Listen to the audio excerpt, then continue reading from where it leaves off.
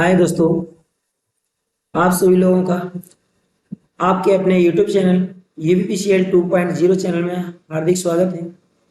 आज आप सभी लोगों के लिए UPPCL TG2 जो एग्ज़ाम हाल ही में होने वाला है, UPPCL TG2 का जो एग्ज़ाम हाल ही में जो होने वाली परीक्षा है 891 पोस्ट के लिए फ्रेंड्स, इससे संबंधित बहुत ही इम्पोर्टेंट चुनिंदा क्वेश्चंस किन्हीं भी पेपरों से लेकर आया हूँ।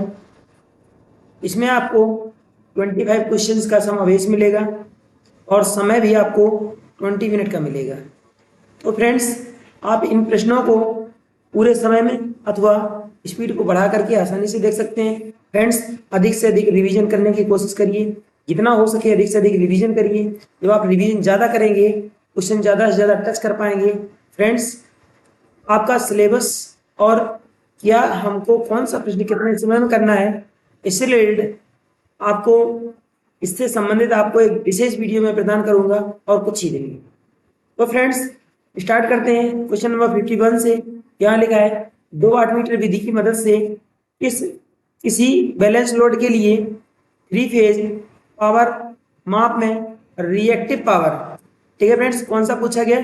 Reactive power. ये क्या होता है? ये होती है प्रतिकारी, ठीक है ना, ये होती है प्रतिकारी शक्ति, ठीक है ना, प्रतिकारी शक्ति। प्रतिकारी शक्ति को मापने के लिए फ्रेंड्स रिएक्टिव पावर होता है प्रतिकारी शक्ति।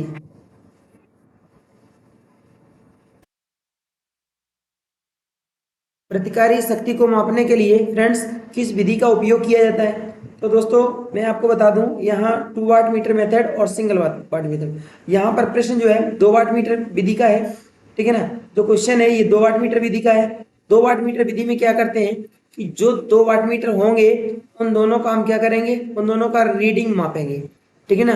क्या करेंगे? रीडिंग मापेंगे, और रीडिंग में जो डिफरेंस होगा उसी में क्या करते हैं, अंडर रूट 3 से मल्टीप्लाई कर देते हैं, तो आपका प्रतिकारी शक्ति प्राप्त हो जाती है। यहाँ लिखा है जो राइट आंसर आपका 2 वाट मीटरों की रीडिंग के अंतर का अंडर रूट 3 गुना, ठीक है फ्रेंड्स। यदि यहाँ पर 2 वाट मीटर न होकर के केवल 1 ही वाट मीटर होता, तब हम प्रतिकारी शक्ति का मापन कैसे करते? तो फ्रेंड्स, आपकी जानकारी के लिए आपको बता दें कि यहाँ में आपके लिए एक फिगर बना रहा। तो इसमें क्या रहेगा, जैसे मान करके चलिए कि ये 3 फेज की शक्ति इस प्रकार से मापित की जा रही है।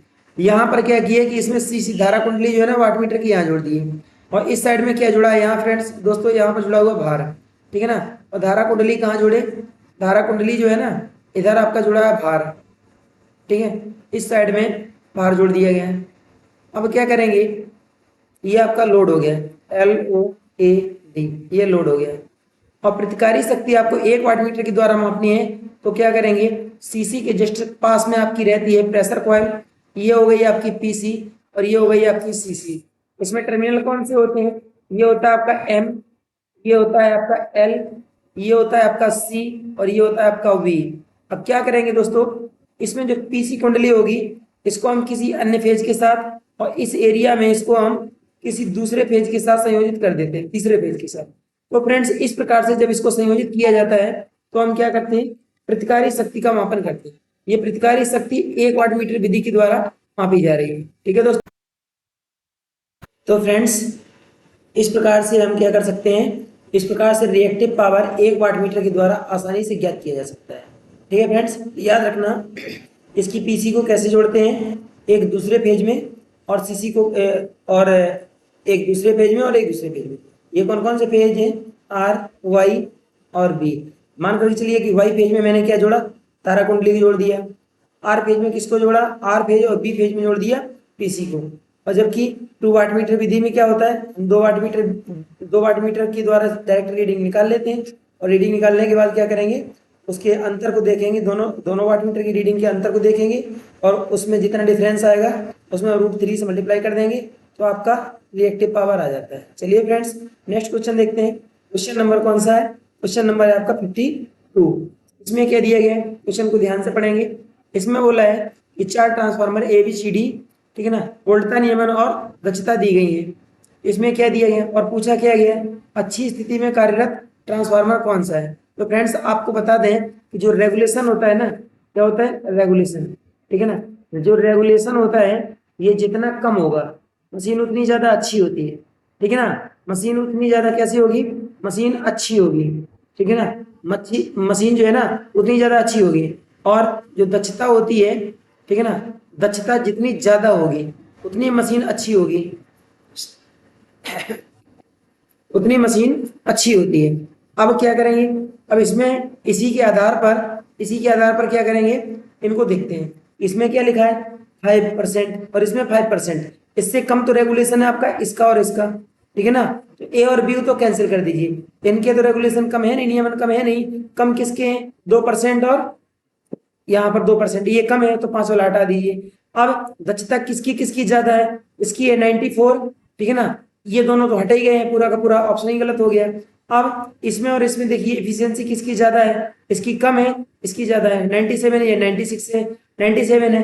तो राइट कौन सा हो जाएगा, ऑप्शन नंबर डी। तो फ्रेंड्स ऑप्शन नंबर डी आपका यहाँ पर राइट आंसर हो जाएगा।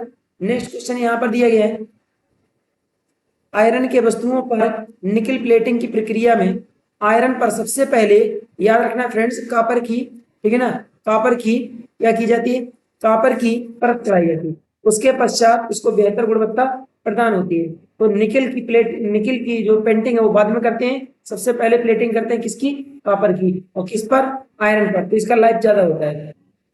नेक्स्ट क्वेश्चन है फ्रेंड्स, निम्नलिखित में से किसका इस्तेमाल एन टाइप सेमीकंडक्टर बनाने में, ठीक है ना, डोप के रूप में किया जाता है। तो फ्रेंड्स यहाँ पर आर्सेनिक है। अब इसको बहुत बारीकी से और विस्तार पूर्वक समझते हैं। तो फ्रेंड्स एक छोटा सा एक फॉर्मूला है फॉरेन, कैसे, ऐसे याद रखेंगे, ऐसे याद रखेंगे फॉरेन।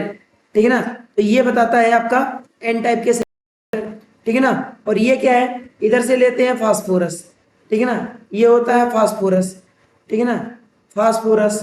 ये होता है आपका आर्सेनिक, ठीक है ना, ये होता है आर्सेनिक, ठीक है ना, आर्सेनिक। और ये होता है आपका एंटीमनी, ठीक है ना, ये होता है एंटीमनी, ठीक है ना, एंटीमनी। और इसके बाद एक आइटम और होता है इसमें, ठीक है ना, क्या होता है, बिस्मिथ होता है, ठीक है ना, BIEC में और लिख देते हैं यहीं पर, बिस्मिथ होता है। तो ये सभी, ठीक है ना, बिस्मिथ, बिस्मिथ, ध्यान देना, ठीक है ना, क्या लेते हैं, बिस्मिथ लेते हैं, फास्फोरस, आर्सेनिक और एंटीमनी। एन टाइप के सेमीकंडक्टर को बनाने के लिए इन सभी आइटम का उपयोग करते हैं, किसके साथ में, या तो हम जर्मेनियम लेंगे, ठीक है ना, और यह लेंगे सिलिकॉन, जर्मेनियम या सिलिकॉन, और प्लस कौन सी, ये किस टाइप की धातु है। तो फ्रेंड्स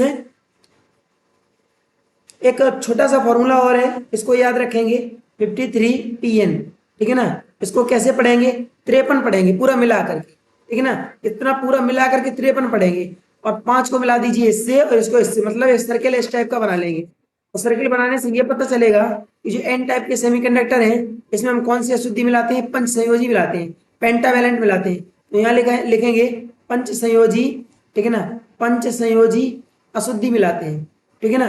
और त्रिसंयोजी अशुद्धि किसमें मिलाई जाती है, ट्राइवेलेंट किसमें मिलाई जाती है, ये पी टाइप के सेमीकंडक्टर। एन टाइप के सेमीकंडक्टर में कौन सी मिलाते हैं, पंचसंयोजी मिलाते हैं। तो ये जो धातुएं देख रहे हैं ना, ये सभी कौन सी हैं, ये सभी पेंटावेलेंट है, ठीक है ना, पेंटावेलेंट है, ठीक है, पंच संयोजी है, ये सभी पंच संयोजी धातुएं हैं, ठीक है फ्रेंड्स। यार ये सभी पंच संयोजी धातुएं, इनमें से कोई एक, ठीक है ना, इनमें से कोई एक, और इधर जर्मेनियम या सिलिकॉन में से कोई एक जब मिला दिया जाता है, डोपिंग किया जाता है, तो फ्रेंड्स एन टाइप का सेमीकंडक्टर बनता है। यहाँ एन से मतलब होता है कि नेगेटिव अर्धचालक बन करके तैयार होता है। पॉजिटिव अर्धचालक बनाने के लिए हम पी का उपयोग करते हैं, ठीक है ना। इसमें क्या होता है, इसमें होता है एल्युमिनियम, बोरान, ठीक है ना, एल्युमिनियम, बोरान, इंडियम, ठीक है ना, इंडियम और गैलियम, ठीक है फ्रेंड्स, याद रखना है, एल्युमिनियम, बोरान, इंडियम, गैलियम, इनका सभी का उपयोग हम जर्मेनियम या सिलिकॉन के साथ किसमें, पी टाइप के सेमीकंडक्टर में करते हैं। और ये एल्युमिनियम, बोरान, इंडियम और गैलियम, तो ये धातुएं हैं, ये किस प्रकार की धातुएं हैं फ्रेंड्स, ये जो धातुएं हैं ये आपकी किस टाइप की धातुएं हैं, ये आपकी त्रिसंयोजी धातुएं हैं। कैसी हैं, त्रिसंयोजी धातुएं हैं, एल्युमिनियम, बोरान, ठीक है ना, इंडियम और गैलियम, ठीक है फ्रेंड्स, याद रखना है, ठीक है। तो राइट आंसर आपका कौन सा बनाना है, आपको एन टाइप का सेमीकंडक्टर बनाना है। क्या मिला देंगे हम, आर्सेनिक बना। ये क्या लिखा है, एल्युमिनियम, इंडियम, बोरान, ये सभी की सभी त्रिसंयोजी धातुएं हैं, ठीक है ना, क्योंकि आर्सेनिक आपका पंचसंयोजी धातु है। एक बात और, जो यहाँ पर जो आपको दिखाई गई है एल्युमिनियम, इंडियम और बोरान और आर्सेनिक, ये सभी की सभी धातुएं जो है ना, इन सभी धातुओं को किस नाम से जाना जाता है, ये अर्ध धातुएं होती है फ्रेंड्स, याद रखना। कौन सी, अर्ध धातुएं होती हैं, ठीक है ना, ये सभी की सभी अर्ध धातुएं होती हैं, इनको अर्ध धातुओं के नाम से भी जाना जाता है, याद रखना। चलिए नेक्स्ट क्वेश्चन है क्वेश्चन नंबर 55। इसमें क्या दिया गया, दिए गए परिपथ में लोड प्रतिबाधा का मान क्या होगा, तो यहाँ पर जेड का मान पूछ रहा है, जिसके लिए आपूर्ति की गई धारा अधिकतम है। तो फ्रेंड्स इसको क्या करेंगे, वोल्टेज स्रोत को आपस में जोड़ देते हैं। जैसे ये वोल्टेज स्रोत को जोड़ेंगे और आरएल को हटा देते हैं, जब आरएल को हटाएंगे तो पॉइंट आपके कहाँ पर बन जाएंगे, यहाँ पर बन जाएंगे। अब देखिए ये वाला 3 और ये वाला 3 परस्पर समांतर में हो गया, इन तीनों को समांतर में हल करेंगे तो 3 और 3 एलसीएम आपका 3 हो गया, एक एक बार इनका भाग जाएगा, कुल मिलाकर के 2 कितना आ गया, 1.5 आ गया फ्रेंड्स, ये 1.5 ओम, ठीक है ना, और ये 2 और ये 2। अब सर्किट आपका कैसा बन जाएगा, एक रेजिस्टेंस यहाँ, एक रेजिस्टेंस यहाँ, एक रेजिस्टेंस यहाँ, पॉइंट आ गया यहाँ, ये कितना है 2, ये कितना है 1, ये कितना है 1.5, इनको सबको आपस में जोड़ लीजिए, जब जोड़ेंगे तो आपका हो जाएगा 4.5। यही आपका राइट आंसर है फ्रेंड्स, देखिए ऑप्शन नंबर 4, ठीक है ना, 4.5। नेक्स्ट क्वेश्चन है, सीधे चुंबकीय पथ का रिएक्टेंस क्या होगा, तो सीधे चुंबकीय पथ जो होगा इसका रिएक्टेंस पूछा है। तो फ्रेंड्स एक फॉर्मूला होता है, यहाँ पर होता है फाई बराबर MMF, ठीक है ना, MMF अपान होता है S, ठीक है ना, रिलेक्टेंस, और S बराबर होता है आपका L बटे, S बराबर जो है वो होता है आपका L बटे μ0 μr और A, ठीक है ना, क्षेत्रफल। अब ये क्या बोल फ्रेंड्स, इसको एक बार फिर से देखेंगे, यहाँ पर जो कंडीशन बनती है ये होती है आपकी, ये जो रिलेक्टेंस जो रिलेक्टेंस होता है ये क्षेत्रफल के व्युत्क्रमानुपाती होता है, ठीक है ना, तो यहाँ पर लिखेंगे बराबर L अपान μ0 μr और A। यहाँ से देखेंगे ये आपकी चुंबकशीलता है वायु में, तो ये चुंबकशीलता आपकी सापेक्ष है, ये हो गई आपकी लंबाई, तो ये S जो है ना, ये जो रिलेक्टेंस S है ये प्रतिष्ठम्भ इसको कहते हैं, और ये कैसे है, व्युत्क्रमानुपाती है क्षेत्रफल के, यहाँ से आप देख सकते हैं, ठीक है, तो ये राइट आंसर हो जाएगा आपका option number A. Next question है, पावर स्टेशन और सब स्टेशन को निम्नलिखित के प्रयोग से तड़ित के सीधे आघात से सुरक्षित किया जाता है, किसके द्वारा किया जाता है, अर्थ स्क्रीन के द्वारा। तो फ्रेंड्स ये अर्थ स्क्रीन क्या होती है, जैसे मान करके चलिए कि कोई भी सब स्टेशन है, तो उसके यहाँ पर ये सब स्टेशन की बाउंड्री मान लीजिए, कौन सी, ये सब स्टेशन की पूरी बाउंड्री मान लीजिए, तो क्या करते हैं इस बाउंड्री के चारों ओर कोनों पर बड़े बड़े पोल गाड़ देते हैं, ठीक है ना, इतने ऊंचे पोल गाड़ते हैं कि यहाँ पर जैसे ये बस बार है, इसके नीचे ये ट्रांसफार्मर वगैरह सब रखे हैं, एलए वगैरह सब लगे हैं, ठीक है ना, सभी उपकरण इसके नीचे यहाँ पर स्थापित किए गए फ्रेंड्स, ठीक है ना, इस एरिया में सभी के सभी इंस्ट्रूमेंट स्थापित किए गए। अब क्या करते हैं, ये कोनों कोनों पर बड़े बड़े टावर गाड़ते हैं, पोल गाड़ते हैं, और पोल गाड़ने के बाद उन पोलों के ऊपरी हेड पर, ठीक है ना, पोलों के सबसे ऊंचाई वाले स्थान पर क्या करते हैं, एक जीआई का तार लेकर के ऐसे ऐसे इनको चारों तरफ बाउंड्री बना देते हैं, और क्या करते हैं इसको यहाँ से ऐसे भी इनको जोड़ दिया जाता है, ठीक है ना, इस क्रम में भी इनको जोड़ दिया जाता है। जब इस क्रम में जोड़ेंगे तो यहाँ पर पोजीशन क्या हो जाएगी, ये जो आकाशीय बिजली होती है ना उससे ये आघात से सुरक्षा करता है, तो ये पोजीशन यहाँ आपको दिखाई गई, ठीक है ना, ये ऊपर सिर के ऊपर से आपको ये चमकता हुआ नजर आएगा, ठीक है ना, ये जीआई चालक इस टाइप का होता है कि आपको सिर के ऊपर से ये दिखाई देगा चमकता हुआ, ठीक है फ्रेंड्स। तो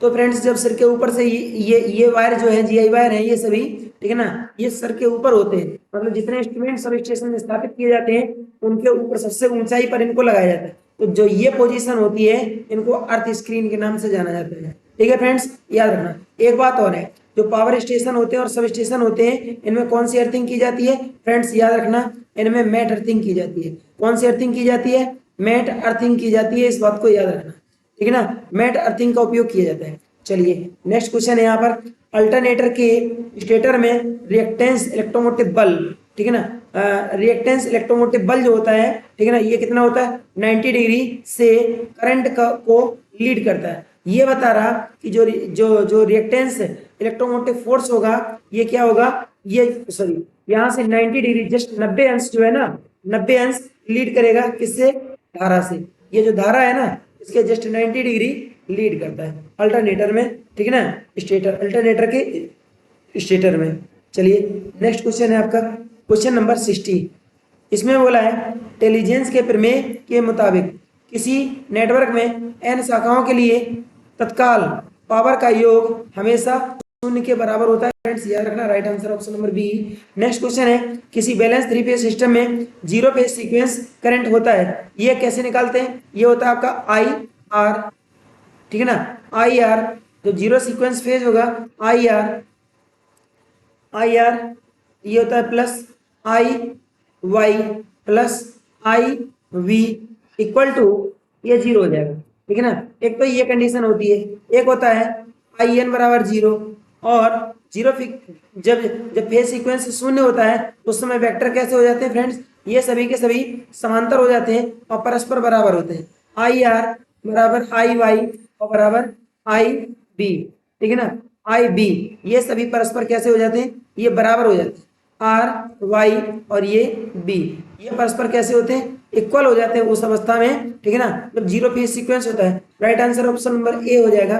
नेक्स्ट क्वेश्चन है एचआरसी फ्यूज के आर्क समान माध्यम के रूप में निम्नलिखित में से किस सामग्री का उपयोग किया जाता है? तो फ्रेंड्स याद रखना प्लास्टर ऑफ पेरिस, इसी को पीओपी के नाम से भी जाना जाता है, और इसके स्थान पर हम क्वार्ट्ज का भी उपयोग कर सकते हैं, ठीक है ना। किसका? क्वार्ट्ज का उपयोग भी कर सकते हैं, ठीक है ना। यहाँ पर क्वार्ट्ज भी भर लिया जाता है। तो अब क्वार्ट्ज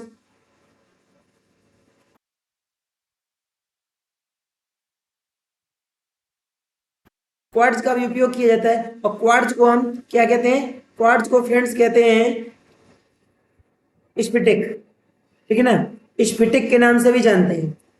तो जो एचआरसी फ्यूज होता है फ्रेंड्स, तो एचआरसी फ्यूज में जनरली हम क्या करते हैं? एचआरसी फ्यूज में क्या होता है कि एचआरसी फ्यूज के अंदर फ्रेंड्स जो होता है चांदी का तार होता है, ठीक है, याद रखना।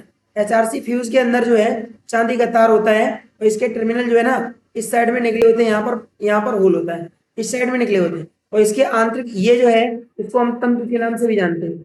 क्या कहते हैं? इसको हम तंतु के नाम से भी जानते हैं। और ये किसका होता है? ये सिल्वर का चांदी का तार होता है। इसके अंदर यहाँ पर जो है ना फिलर मटेरियल यहाँ पर भरा होता है, ये पीओपी होता है, इसके अंदर भरा होता है, ठीक है फ्रेंड्स, याद रखना। इसके अंदर जो ये भाग भरा गया है ये पीओपी होता है। और ये किसके बने होते हैं? ये होते हैं फ्रेंड्स सिरेमिक के बने, ठीक है ना, ये सिरेमिक के बने होते हैं, सिरेमिक के बने होते हैं। ये बार ये कांच भी हो सकता है, ठीक है ना, ये कांच भी हो सकता है और सिरेमिक भी हो सकता है, दोनों में से किसी का भी हो सकता है, ठीक है। जो एचआरसी फ्यूज होता है इसका फ्यूजिंग फैक्टर कितना है फ्रेंड्स? 1.15 होता है, ठीक है ना, फ्यूजिंग गुणांक इसका 1.15 होता है, और इसको जो है ना हाई वोल्टेज के लिए उपयोग में लाया जाता है, ठीक है फ्रेंड्स, याद रखना।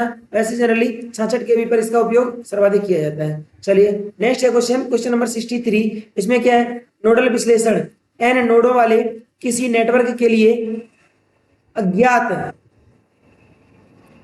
प्राप्त करने के लिए समाधान किए जाने वाले समकालीन समीकरणों की संख्या क्या होगी? तो n-1 कर देंगे तो आपके समीकरण नोड की संख्या यदि n है, इसी में से एक घटा देंगे तो समीकरणों की संख्या निकल जाएगी, इसमें इक्वेशन निकल जाएंगे, ठीक है, इक्वेशन समीकरणों की संख्या निकल जाएगी। नेक्स्ट क्वेश्चन है आपका zero power factor leading load के लिए किसी अल्टरनेटर में आर्मेचर रिएक्शन का प्रभाव निम्न में से क्या होता है? ये चुंबकीकरण होता है, ऑप्शन नंबर 2 आपका सही है। नेक्स्ट क्वेश्चन है रोटर सर्किट में ईएमएफ प्रेरित करने, ठीक है ना, करने द्वारा इंडक्शन मोटर के स्पीड नियंत्रण की विधि में यदि फेज में डाला गया वोल्टेज प्रेरित रोटर ईएमएफ के फेज के विपरीत हो, तो फ्रेंड्स यहाँ पर आपका राइट आंसर हो जाएगा आपका रोटर प्रतिरोध बढ़ जाएगा। यदि रोटर के फेज के विपरीत होगा तो यहाँ पर रोटर जो प्रतिरोध होगा वो बढ़ जाएगा, ठीक है फ्रेंड्स।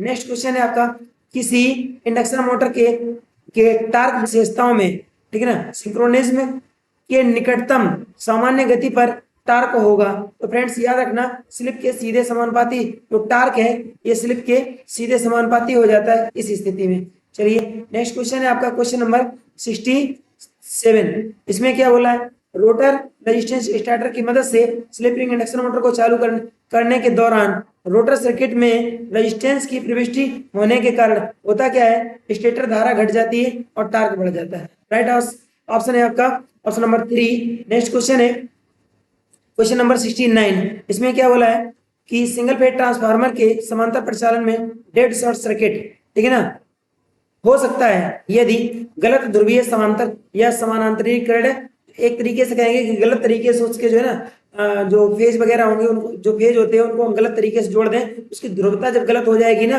तो इस स्थिति में शॉर्ट सर्किट हो जाएगा ट्रांसफार्मर। ठीक है फ्रेंड्स, तो समांतर परिचालन में उसके जो फेज हैं उसको फेज को सही रूप से जोड़ना चाहिए, इसके लिए सिंक्रोनाइजिंग करना बहुत आवश्यक है।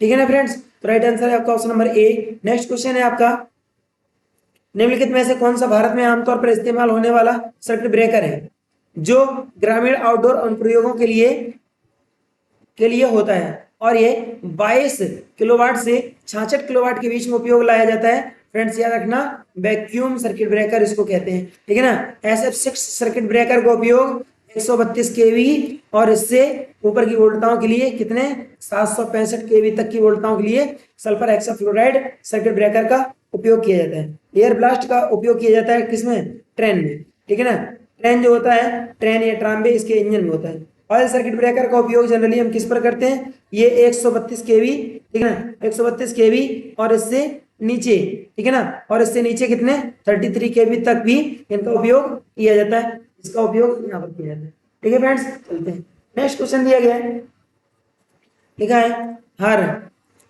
एक आई एम्पियर की धारा प्रवाहित करने वाले एन कंडक्टर की शाखा के केंद्र से आर मीटर की दूरी पर स्थित किसी परिपथ में किसी भी बिंदु पर यूनिट एन पोल द्वारा प्राप्त मैग्नेटोमोटिव फोर्स कितना है। तो फ्रेंड्स याद रखना, मैग्नेटोमोटिव फोर्स का मतलब होता है MMF, इसकी बात कर रहा है। ठीक है ना, चुंबकीय वाहक बल ये होगा NIA/2πr और स्टेट जो होता है MMF का एक मात्रक है। MMF का और भी मात्रक होता है फ्रेंड्स, ये होता है आपका एम्पियर टर्न, और भी एक मात्रक होता है, इसको हम गिलबर्ट के नाम से जानते हैं। ठीक है ना, गिलबर्ट के नाम से जानते हैं, याद रखना। चलिए नेक्स्ट क्वेश्चन है आपका क्वेश्चन नंबर 72। इसमें क्या दिया गया, यूनिटी पावर फैक्टर लोड के लिए किसी, ठीक है ना, अल्टरनेटर में आर्मेचर रिएक्शन प्रभाव क्या होगा। अभी किसके लिए पूछा गया था, जीरो के लिए, तो ये किसके लिए होता है, जीरो पावर फैक्टर के लिए, और ये किसके लिए होता है, ये इकाई पावर फैक्टर के लिए होता है। राइट आंसर है आपका ऑप्शन नंबर तीसरा। नेक्स्ट क्वेश्चन दिया गया, बस बार प्रोटेक्शन में बस बार की संपूर्ण लंबाई की चारों ओर अर्थयुक्त मेटल बैरियर प्रदान करने की विधि क्या कहलाती है। तो फ्रेंड्स याद रखना, इसको फॉल्ट बेस्ड प्रोटेक्शन कहलाता है। ठीक है, ऑप्शन नंबर 2 राइट है। नेक्स्ट क्वेश्चन दिया गया, निम्नलिखित में से कौन सी पृथ्वी प्रतिरोध मापन की विधि नहीं है। तो याद रखना 3 पॉइंट ये प्रतिरोध मापन की विधि है।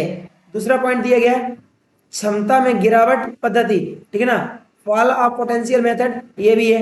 2 पॉइंट ये भी है, ओसियर नहीं है, इसके द्वारा फ्रेंड्स स्लिप ज्ञात की जाती है। ठीक है ना, यार स्लिप मापन की एक विधि है। नेक्स्ट क्वेश्चन और आज का अंतिम प्रश्न है फ्रेंड्स, अंतिम प्रश्न है सीम वेल्डिंग में इस्तेमाल होने वाले, ठीक है ना, इस्तेमाल होने वाले इलेक्ट्रोड का प्रकार निम्न में से होता है। ठीक है ना, इलेक्ट्रोड का प्रकार निम्न में से होता है। तो सीम वेल्डिंग में हम रोलर टाइप के इलेक्ट्रोड उपयोग करते हैं। ये रोलर होते कैसे हैं, एक रोलर जो है फ्रेंड्स क्लॉकवाइज चलता है, एक रोलर जो है एंटी क्लॉकवाइज चलता है, और एक रोलर क्लॉकवाइज चलता है। इसमें क्या करते हैं, किसी भी जॉब को यहाँ अगर रखते हैं तो जब ये रोलर होते हैं वो इसके अंदर हीटिंग एलिमेंट होता है, दोनों में हीटिंग एलिमेंट होता है। जब क्या करते हैं कि इनको चालित ऑपरेट किया जाता है, तो जब इसमें से होकर के जॉब को निकाला जाता है तो ये आपस में जुड़ जाते हैं इसमें हीटिंग एलिमेंट के कारण। और ये वेल्डिंग की कौन सी विधि है, तो फ्रेंड्स याद रखना, सीम वेल्डिंग जो है ये किस वेल्डिंग की विधि है, ये प्रतिरोध वेल्डिंग की विधि है। ठीक है, याद रखना प्रतिरोध वेल्डिंग की ये एक विधि है सीम वेल्डिंग। ठीक है, अब सीम वेल्डिंग में इसमें जो अंदर जो एलिमेंट उपयोग में लाए जाते हैं, ये कौन से एलिमेंट होते हैं, ये रेजिस्टेंस एलिमेंट होते हैं। ठीक है ना, इनका उपयोग इसमें किया जाता है। अब एक बात और, जो सीम वेल्डिंग होती है, सीम वेल्डिंग का उपयोग सर्वाधिक क्या है, कहां पर किया जाता है, उद्योगों में। ठीक है ना, उद्योगों में किया जाता है। अब इस सीम वेल्डिंग के द्वारा हम क्या करते हैं, सीम वेल्डिंग के द्वारा फ्रेंड्स पाइप को निर्मित किया जाता है। ठीक है ना, जो पाइप होता है, जैसे जो पाइप देख रहे हैं हम लोग, ठीक है ना, जो पाइप होता है, पाइप में एक साइड में एक ज्वाइंट लगा होता है, जो ज्वाइंट लगा होता है, ठीक है ना, इस ज्वाइंट को जोड़ने के लिए सीम वेल्डिंग का उपयोग किया जाता है। यह जो बाल्टी वगैरह होती है, ठीक है ना, बाल्टी या कंटेनर टब जो स्टील के या किसी भी धातु के होते हैं, इसके लिए हम सीमन या सीम वेल्डिंग का उपयोग करते हैं। फ्रेंड्स एक बात और याद रखना, तो सीम वेल्डिंग होती है ये कैसी होती है, ये लीक प्रूफ वेल्डिंग है। ठीक है ना, याद रखना लीक प्रूफ वेल्डिंग है। उद्योगों में सीम वेल्डिंग का उपयोग सर्वाधिक किया जाता है। ठीक है friends, thank you for watching. आपका दिन शुभ हो। फ्रेंड्स, मेहनत करते रहिए और आप लोग जितनी ज़्यादा मेहनत और रिवीजन करेंगे फ्रेंड्स, वही आपकी रंग लाएगी और आपकी परीक्षा बहुत आसानी से सफल हो पाएगी। फ्रेंड्स, देखते रहिए, दिखाते रहिए अपने चैनल को। Thank you for watching. जय हिंद।